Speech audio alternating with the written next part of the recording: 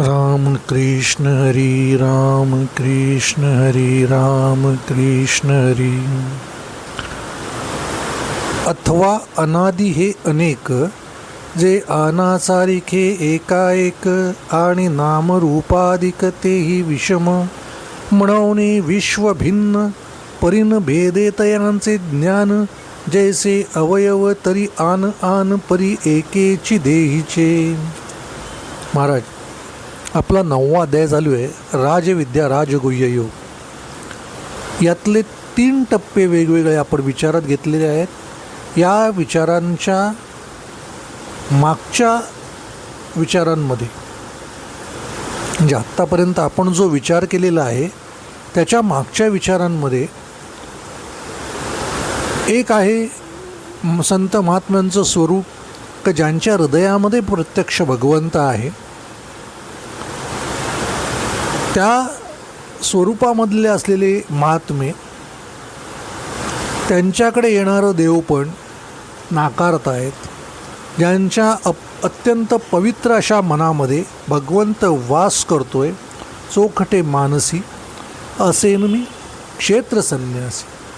तो क्षेत्रसन्यासी असलेला मी, असं असलेलं स्वरूप, ज्याला देवपण प्राप्त आहे, कैवल्या ते परवते सर्वणती, तर देवपण नाकारणारे महात्मे हा एक भाग. आपल्या पंथाचं वर्गीकरण करून मीच भगवंत आहे म्हणून जगापुढे सादर करणारे असे भोंदू महाराज हा एक टप्पा. खरे महात्मे, चुकीचे महात्मे, त्याच्यानंतर असलेली गुरुवी भक्ती, म्हणजे ज्या भक्तीमध्ये जो जो समोर येतो तो प्रत्यक्ष भगवंत स्वरूप आहे असं समजून सरळ लोटांगण घालायचं, उजूल उंटी ती, अशा प्रकारचं लोटांगण घालणारे जे आहेत त्याला गुरुविभक्ती नावाचा प्रकार माऊलींनी सांगितला आहे. त्याच्यानंतर माऊलींनी 3रा टप्पा सांगितला. हे सगळं जे 2 प्रकारांमध्ये येतं त्यामध्ये ज्ञानाचा संबंध नाही. ज्ञान प्राप्त करून या 2 भूमिका संतांच्या तिथे मांडलेल्या नाहीत. आता ज्ञानाचा यज्ञ करून ज्या वेळेला एखादी व्यक्ती महात्म्य रूपाला जाते, त्या ज्ञानयज्ञाचं विवेचन गेल्या प्रवचनात आपण ऐकलं. मग तो ज्ञानयज्ञ करताना 5 इंद्रिय आणि प्राण यांची आहुती दिलेली आहे, आणि आहुती दिल्यानंतर त्या यज्ञामध्ये अज्ञानाचं तूप घातलेलं आहे, आणि ज्ञान आपल्याला प्राप्त होण्यासाठी भेद नावाचा पशु आहे त्याचा बळी दिलेला आहे. असा तो ज्ञानयज्ञ. आणि या ज्ञानयज्ञाच्या सुरुवातीला आदिसंकल्प म्हणून 4 संकल्प केलेत. पहिला संकल्प मी नाही, दुसरा संकल्प देव आहे, तिसरा संकल्प मी आणि देव एक आहे, आणि चौथा संकल्प मीच देव आहे. ज्ञानयज्ञामध्ये तयार झालेला हा भक्तिस्वरूप, प्रत्यक्ष महात्म स्वरूप असलेला हा जीव किंवा व्यक्ती, ती अशा प्रकारची होते की जी स्वतःला आणि भगवंताला वेगळं मानित नाही.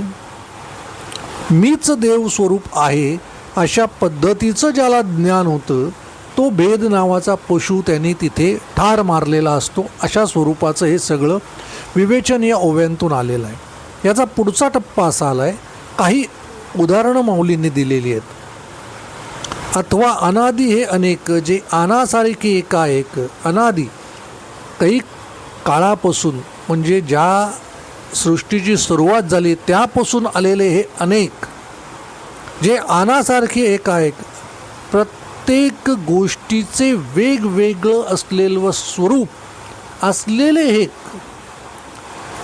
प्रत्येक कण आणि कण वेगवेगळं असलेलं सजीव निर्जीव स्वरूप, आणि नामारूपादिक तेही विषम, त्यांची नावंसुद्धा रूपसुद्धा जे वेगवेगळं आहे, विषम आहे, असे सगळे. म्हणून विश्व भिन्न, असं विश्व दिसायला डोळ्याला जरी भिन्न दिसत असलं, वेगवेगळं दिसत असलं तरी परी न भेदे तयांचे ज्ञान, तरी त्यांचं ज्ञान या सगळ्यांमध्ये भेद मानत नाही. असा हा ज्ञानयज्ञ झाल्यानंतर ती व्यक्ती, त्याला ज्ञान प्राप्त झालं आहे अशी व्यक्ती या सगळ्या सृष्टीमध्ये सजीव निर्जीवांमध्ये कोणताही भेद मानत नाही. जैसे अवयव तरी आन आन परी एकेची देहीचे, वेगवेगळे सगळे अवयव आहेत आपल्या देहाचे. हे उदाहरण दिलेलं आहे, हा दृष्टांत दिलेला आहे. आपल्या देहाला अनेक वेगवेगळे अवयव आहेत. अनेक वेगवेगळ्या अवयवांनी आतल्या बाहेरच्या अशा अवयवांनी देह नावाचं स्वरूप तुम्हाला प्राप्त झालेलं आहे. हे सगळं स्वरूप एकत्रित केल्यावर तुम्ही माणूस म्हणून, तुम्ही पुरुष म्हणून, तुम्ही स्त्री म्हणून या सृष्टीमध्ये जगत असता. याचं विवेचन नक्की काय आहे ना हे तुम्हाला मी सांगतो. आधी यांचा अर्थबोध आपण घेऊया. ही 250वी ओवी आहे राजविद्या राजगुह्य योगमधली. का शाखा सानिया तोरा परी आहाती एकाची या तरुवरा, बहुरश्मी परी दिन करा एकाचे जेवी. दुसरा एक दृष्टांत दिला आहे की लहान मोठ्या सगळ्या शाखा झाडाला आहेत. पानं आहेत, फुलं आहेत, फळं आहेत, मुळं आहेत, खोड आहे, फांद्या आहेत. या सगळ्या लहान मोठ्या मुळं, फांद्या, झाडं, पानं, फुलं जे काही आहे झाडाला ते सगळं एकत्रित करून झाड आहे. आणखीन एक दृष्टांत दिला आहे, बहुरश्मी परी दिन करा एकाचे जेवी.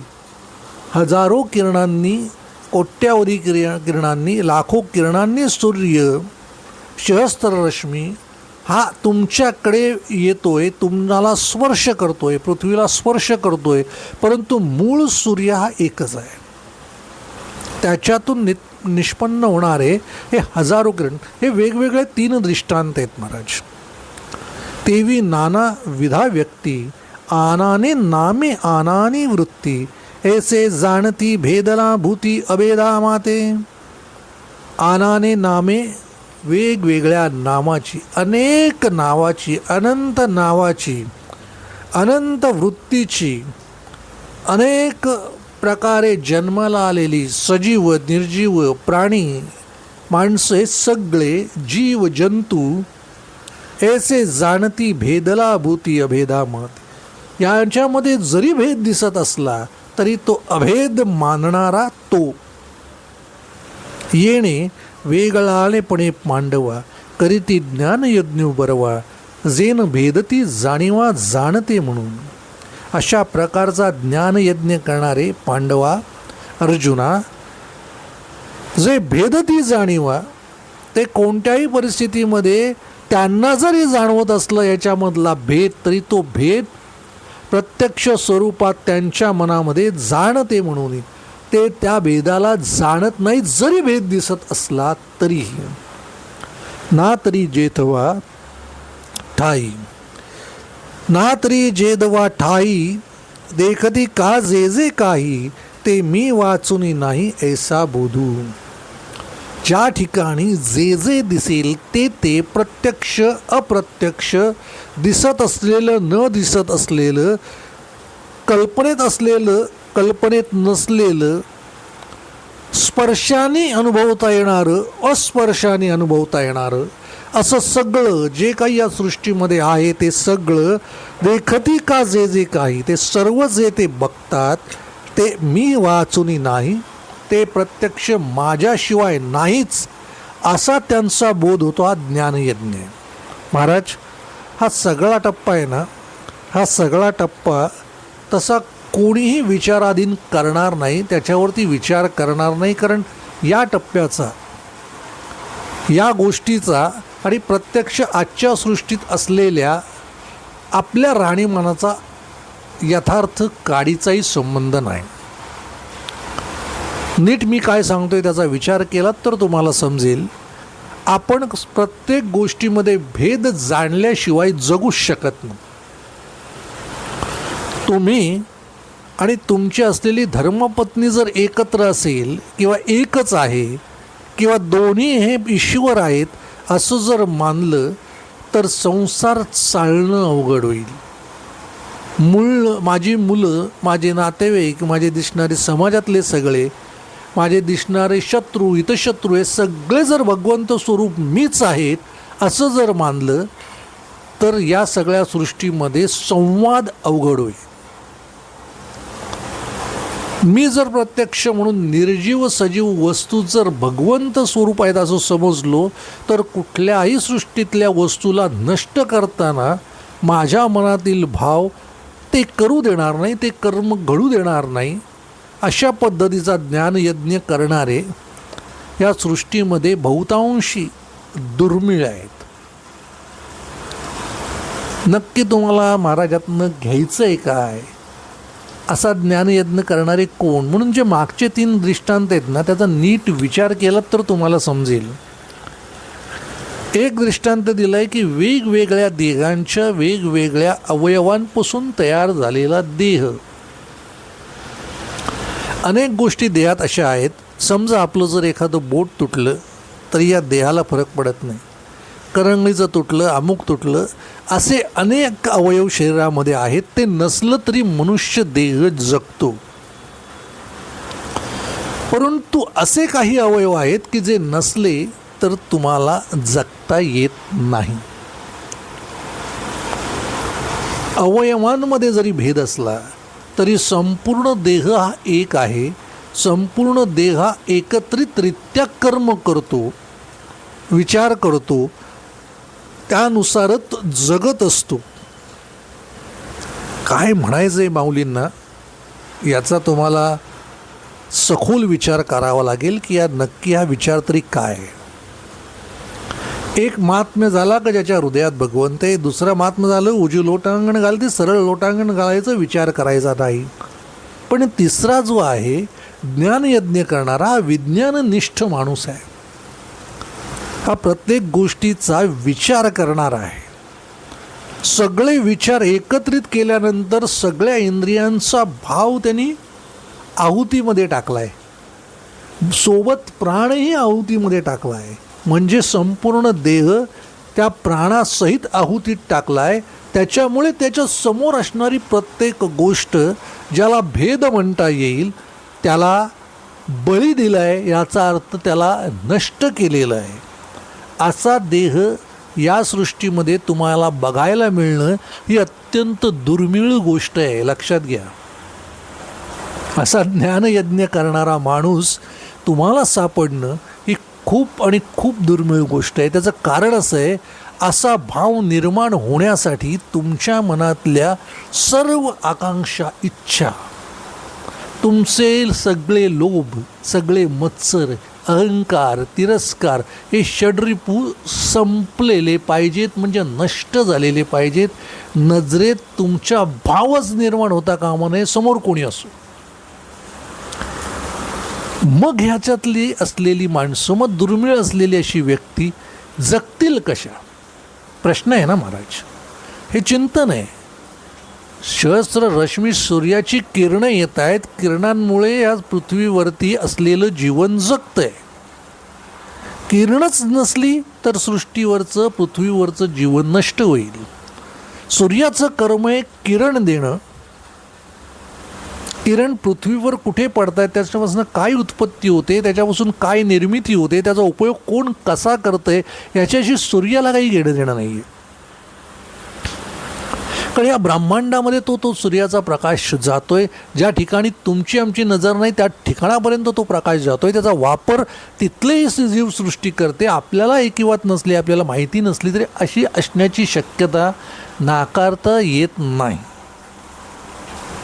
मग ज्या ज्या ठिकाणी सूर्यप्रकाश जातो तिथे तिथे, म्हणून ज्या ठिकाणी ही सृष्टी जन्म घेते त्याला सूर्याशी त्या गोष्टीशी घेणं देणं नाही.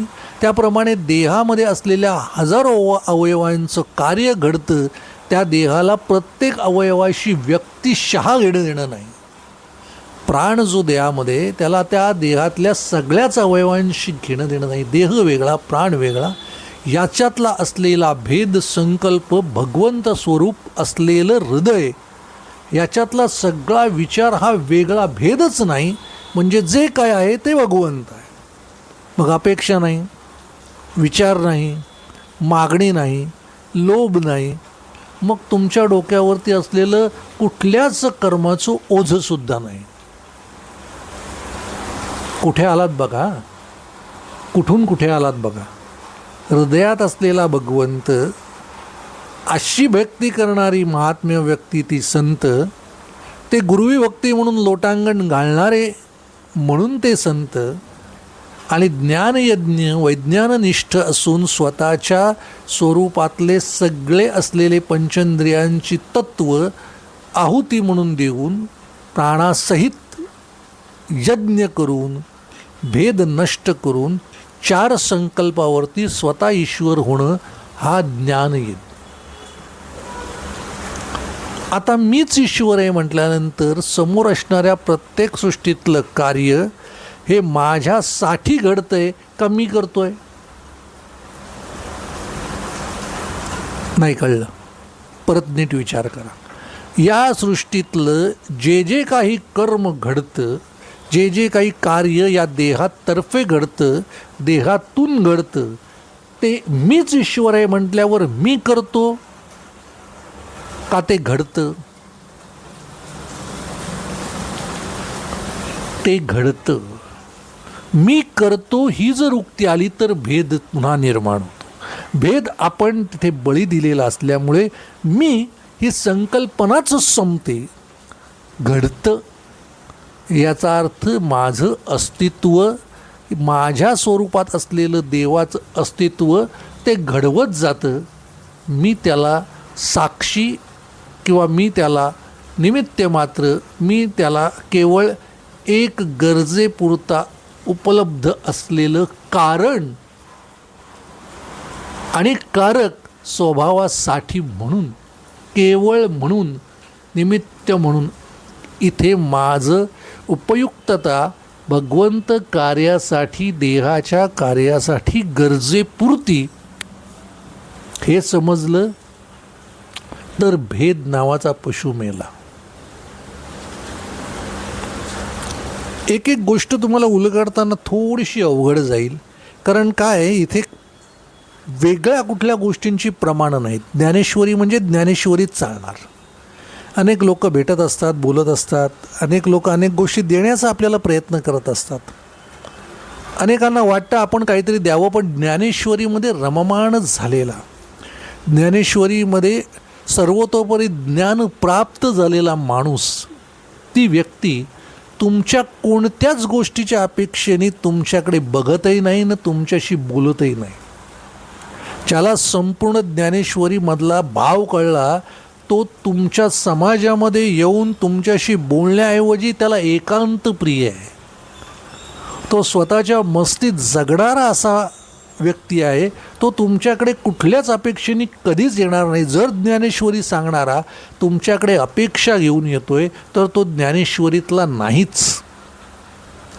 माऊलींचा विषय हो, ज्याने स्वतःची 5 इंद्रियांचा भाव ज्याने यज्ञात टाकला, ज्याने स्वतःचा प्राण यज्ञात टाकला आहुती म्हणून, जे संपूर्ण जाळून टाकलंय, त्यांनी भेद नावाचा पशु मनातला जाळलाय. तो तुमच्याकडे पैसे मागेल का हो? तो तुमच्याकडे खायला मागेल का? त्याला गरज आहे का त्या गोष्टीची? अहो, ज्ञानेश्वरीच्या समोर, ज्ञानेश्वरीच्या वाचनापुढे, ज्ञानेश्वरीच्या ज्ञानापुढे काळ नतमस्तक आहे. प्रत्यक्ष लक्ष्मी तिथे पाणी भरते, पायाशी आहे. प्रत्यक्ष तपस्वी श्री शंकर शिव तेज ज्ञानेश्वरी ऐकण्यासाठी स्तब्ध आहे. ज्या ठिकाणी निर्मितीचा केलेला सृष्टीचा प्रत्यक्ष ब्रह्मा, सृष्टी निर्मिती झालेला सगळा भाव हात जोडून त्याच्या सेवेसाठी उभा आहे. नीट लक्षात घ्या मी काय म्हणतोय ते. आणि या सगळ्यांचा जो देव आहे तो हात जोडून ज्ञानेश्वरी सांगणाऱ्याच्या साठी आपली सेवा द्यायला तत्पर आहे. अशा माणसाला तुमच्या पैशाची, तुमच्या सहानुभूतीची, तुमच्या कौतुकाची, तुमच्या निंदेची गरज आहे काय? तुमच्या निंदेला सुद्धा तो ओशाळा नाही ना तुमच्या कौतुकाला सुद्धा तो ओशाळा नाही, ज्याचा ज्ञानयज्ञ पूर्ण झाला आहे. तुमच्या कोणत्याच गोष्टीची त्याला अपेक्षा नाही, कारण ते सगळं त्यांनी जाळून टाकलं आहे. या ज्ञानयज्ञात जाळणारे असे फार दुर्मिळ आहेत. हा माझा शब्दप्रयोग तुम्हाला आता समजेल.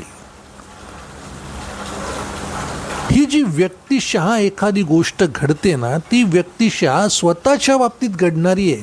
ही समाजाच्याकडे बोट दाखवून घडणारी गोष्ट नाही. नीट लक्षात घ्या मी काय सांगतोय. हा यज्ञ स्वतःच्या मनाच्या आत केलेला यज्ञ आहे.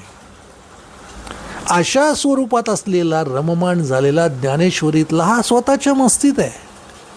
तो कशाला तुमच्याकडे येईल? काय गरज आहे त्याला तुमच्या साध्या कौतुकाची, निंदेची, किंवा तुमच्या शब्दाची, किंवा तुमच्या पैशाची? काहीच गरज नाही. अशा व्यक्तींच्या बद्दलचा हा ज्ञानयज्ञ आहे. आणि माऊली त्याला सांगतायत की ह्या देहाच्या वेगवेगळ्या स्वरूपाचा असलेला जरी असलं तरी देह एक आहे. हा सूर्य सहस्त्र किरणांनी तुमच्याकडे पोचतोय, तो सूर्य एक आहे. त्याप्रमाणे तुमच्याकडे असलेला हा जो भाव आहे हा प्रत्यक्ष ईश्वर म्हणून मीच आहे. जो ज्ञानेश्वरीतला ज्ञानयज्ञ आहे तो शेवटचा टप्पा हा ईश्वर मीच आहे. संपूर्ण झाडाचं स्वरूप वेगवेगळी मुळं, खोड, पानं, फुलं, फळं असं असलं सगळं एकत्रितरित्या झाड आहे. त्याच्या प्रत्येक अवयवाला झाड म्हणूनच म्हटलं जातं, बघितलं जातं.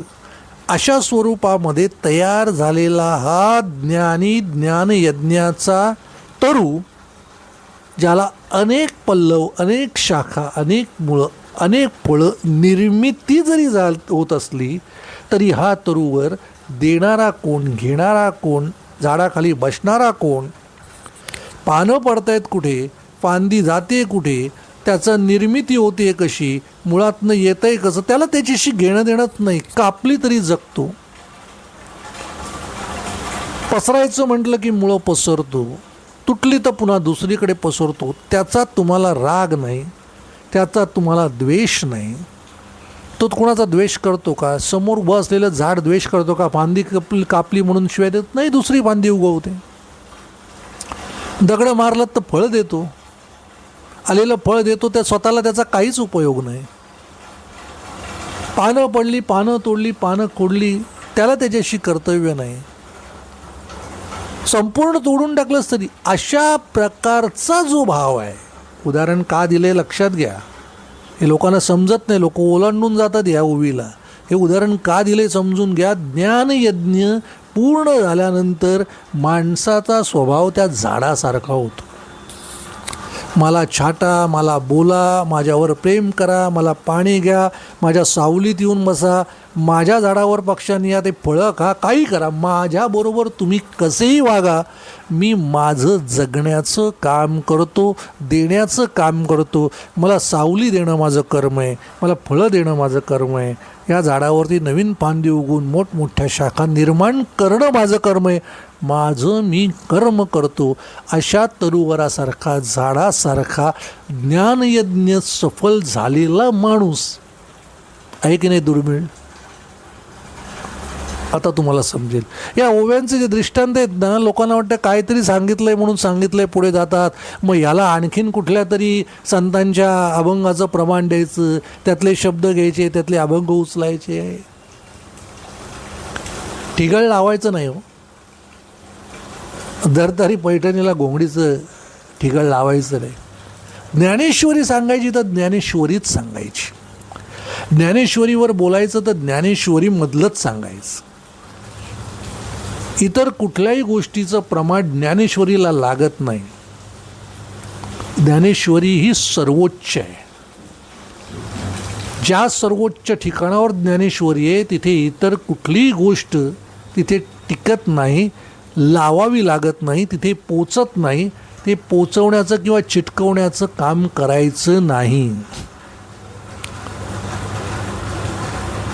अत्यंत चुकीची गोष्ट आहे. ज्ञानेश्वरीमध्ये केवळ ज्ञानेश्वरीचाच भक्त, ज्ञानेश्वरीचाच पाईक, त्याच्यातल्या ज्ञानाचाच असलेला आविर्भाव सादर करणारा म्हणूनच या समाजापुढे जायला हवं.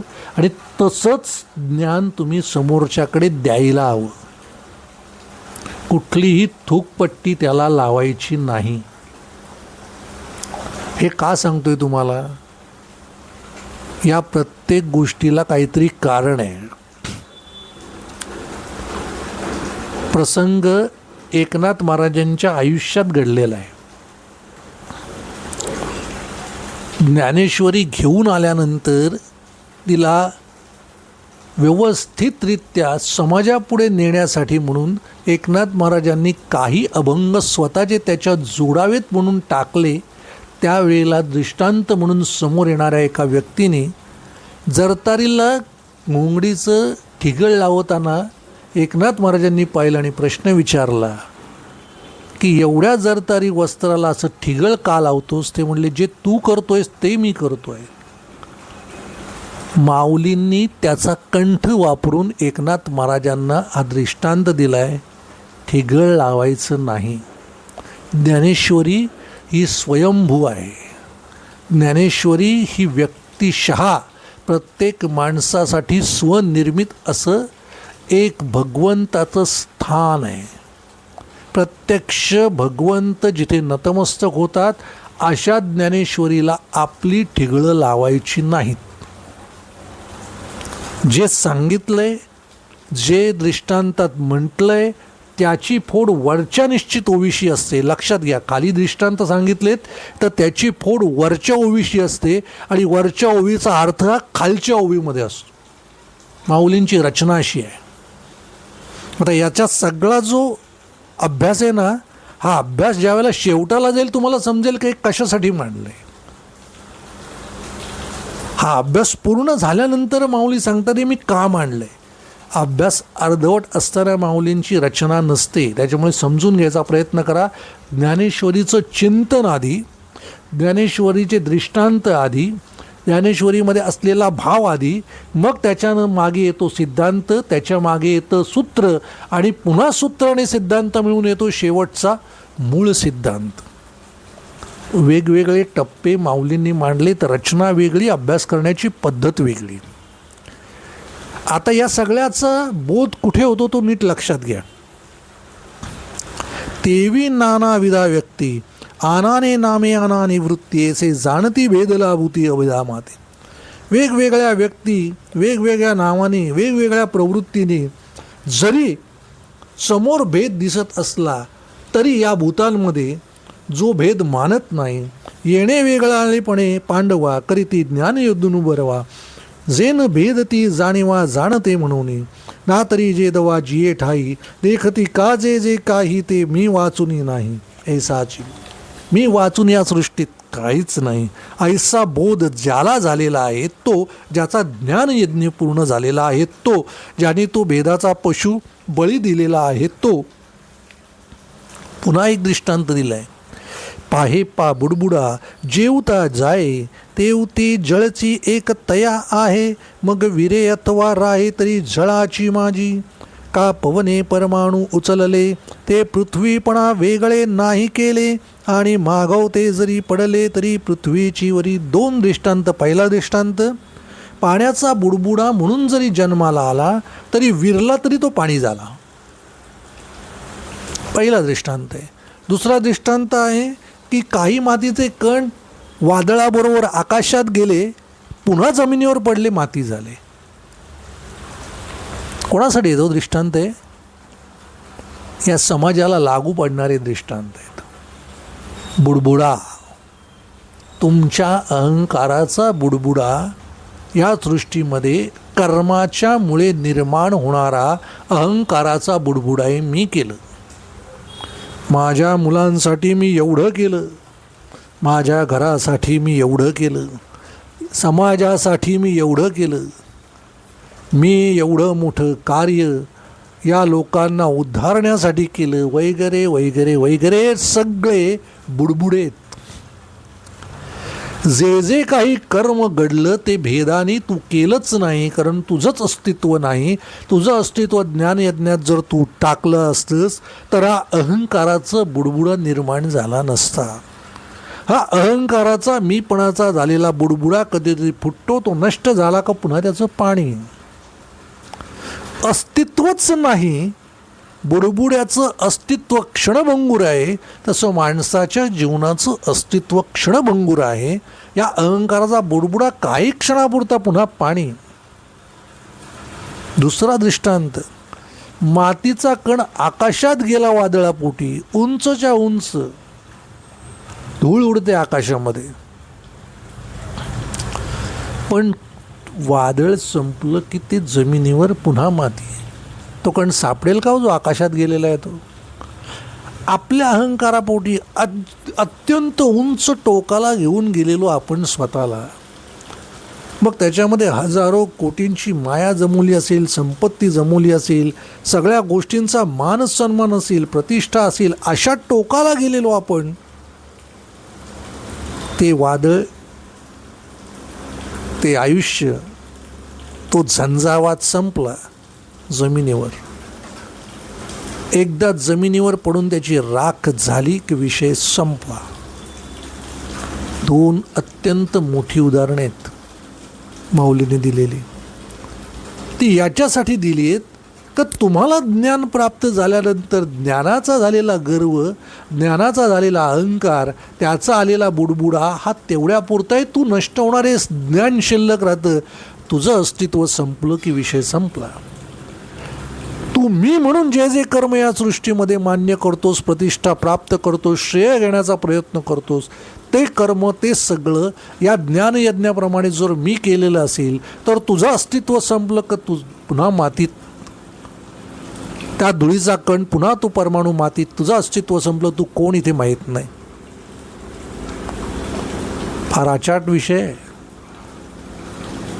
कोणीच असं समजू नये की मी देतोय त्याच्यामुळे समोरचे घेत आहेत.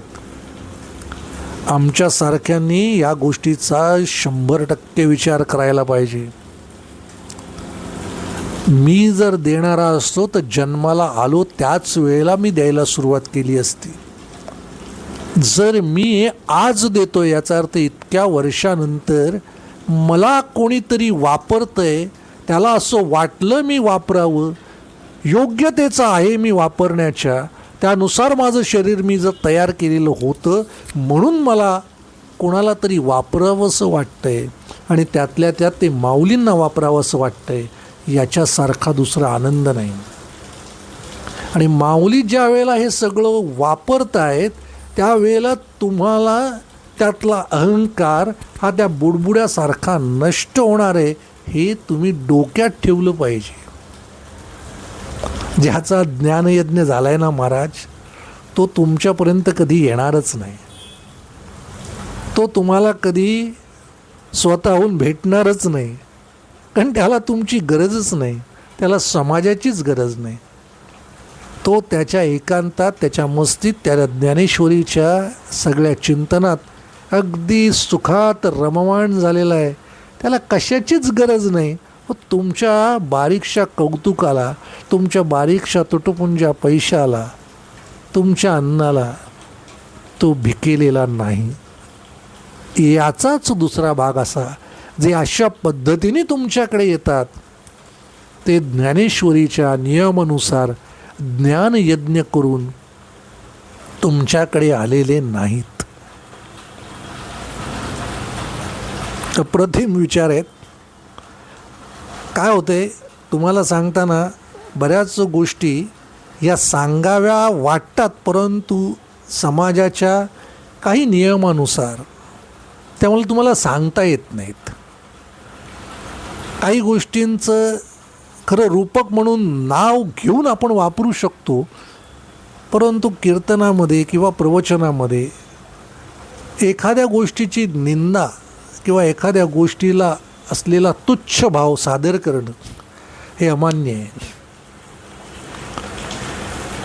समाज प्रबोधन जर असेल तर हे निश्चित करता येईल, पण ज्ञानेश्वरी सांगताना माऊलींचा नियम असा आहे, बोललेत माऊलींनी फटकारे दिलेत, माऊलींनी प्रत्यक्ष देवाला सुद्धा नावं ठेवली आहेत, पण ती कशी, त्याचं रूपक, त्याचं शब्द, त्याचं असलेलं भावाचं स्वरूप हे माऊलींनी वेगळ्या पद्धतीत मांडलं आहे. सादर करणं, आदरयुक्त सादर करणं हा ज्ञानेश्वरीचा लहेजा आहे. हा लहेजा आपल्याला सोडता येत नाही महाराज. म्हणून काही मर्यादा पाळूनच आपल्याला हे सांगावं लागतं. आजचा टप्पा फार छान आहे. याच्या पुढचा टप्पा आहे सगळं कशासाठी. ह्याचा पुढचा टप्पा ज्यावेळेला शेवटला जाईल तुम्हाला आश्चर्य वाटेल. हा पुढचा टप्पा आपण पुढच्या प्रवचनात बघणार आहोत महाराज. तोपर्यंत रामकृष्ण हरी, रामकृष्ण हरी, रामकृष्ण हरी.